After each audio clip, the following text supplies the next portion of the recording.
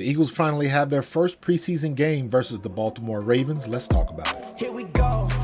At the top of the class on a roll. What's going on, folks? This is Coach Marcus for Pro Fan Talk, and the 2023 season has finally begun. The Eagles finally had a preseason game against the Baltimore Ravens.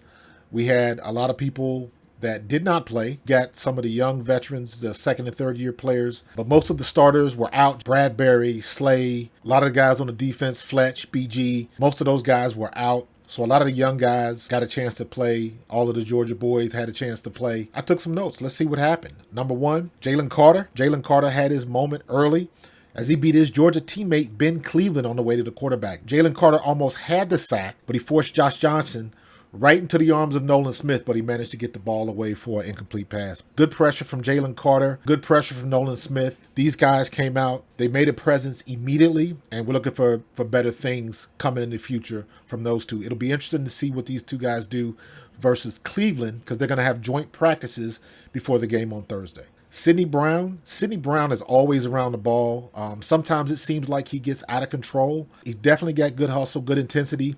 He does play like Marcus Epps. He was going to make some tackles, had his head down, just like Marcus Epps. That's a technique thing that'll get better as the season goes on, but I'm expecting big things. That guy moves, and he moves with urgency and is looking to make contact with you. Looking for big things from Sidney Brown, and I would imagine by the end of the year, he's probably going to be in the starting lineup. DeAndre Swift had a hello moment early, hit it up in the hole. There was nothing there. He made something out of nothing. Bounced outside and took it for about 25, 30 yards around the left side. Good awareness, good patience by him, and good explosiveness to make something out of nothing, make a play when it should have been shut down. Rashad Penny looked decisive. Quick through the hole. He doesn't jump around a lot. Plants his foot in the ground, makes that decision, and goes. Gets to the hole. Showed good speed, good power. And also, not for nothing, Trey Sermons had a good game. So I want to see more of Trey Sermons. He's a big kind of back. If you look at him with the dreadlocks, he looks just like Jay Ajayi. I hope he can run like Jay Ajayi. So we'll see if he gets more opportunities. I would imagine he will. Marcus Mariota looked pretty good. Him and Greg Ward clearly have some type of relationship going, because Greg Ward finished with 5 receptions for 53 yards. They got something together, and it works. Greg Ward looked good. Mariota looked good, running the ball a little bit, scrambling for first downs. His accuracy is a little suspect, let me be honest, but that can get better with time. But I think he is a solid backup for Jalen Hurts in this style of offense. I would look at Marcus Mariota as good, if not better, than Gardner Minshew. Tanner McKee looked pretty daggone good. Not afraid to throw the ball downfield.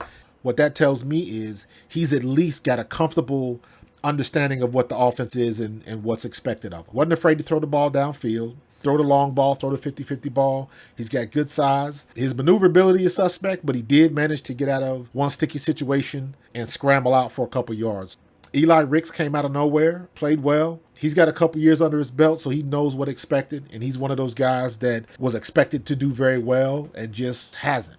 So he's using this as an opportunity. He had the pick 6 last night, making the play when it had to be made. Loves the trash talk, getting people's faces. I don't want him to get hit with penalties, unnecessary penalties, just because he wants to jump in somebody's face. A lot of these referees are just looking to throw a flag when they come to Philly just because of our reputation. But I like the way he plays. Got a little bit of that ball hawk, so let's see if that continues. Finally, the Sean Bradley injury. He popped his Achilles. He's done for the year. Bradley was the leader on special teams, as well as being good depth on that linebacker core. So I'm not sure what's going to happen. I don't know if Howie's on the phone trying to bring somebody else in, or is somebody else on the team going to pick up his special teams duty? Because now that's going to bring more emphasis on Miles Jack and Zach Cunningham. I would imagine Christian Ellis is going to get more snaps. We haven't seen Nakobe Dean yet because he's penciled in as a starter, so they kept him out. So I would imagine we would see him at least once in the preseason. Got to watch practice this week with the Browns, because that joint practice is going to show a lot of different things. Overall, good first game, good first preseason game. We saw a lot of good things. We saw some bad things. Keely Ringo struggled a little bit, but his speed is unmistakable. That kid can move. He can make up some play, make up some ground, but he's a rookie. He's going to get beat. He's got to take his lumps, but I think he'll be fine. For the most part, the defense looked good. The offense looked good. We had a couple hiccups, but I'm okay with that. It's preseason. Stuff like that is going to happen. I think we're looking good. Good first step. And let's continue this week against the Browns. Hope to see you guys at the alumni game on Thursday. I will be there. If you see me, if you recognize me, holler at me. As usual, if you like my content, Please hit subscribe, click that notification bell, and I will see you on the next play. Peace.